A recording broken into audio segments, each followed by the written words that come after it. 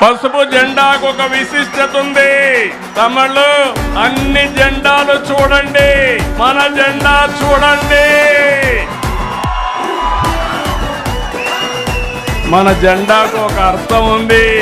అన్నదాతలకు అండగా ఉండాలని నాగలి, కార్మికులకు ప్రగతికి, పారిశ్రామిక ప్రగతికి చిహ్నంగా చక్రం, నిరుపేదలకు నీడ అందించడానికి ఇల్లు.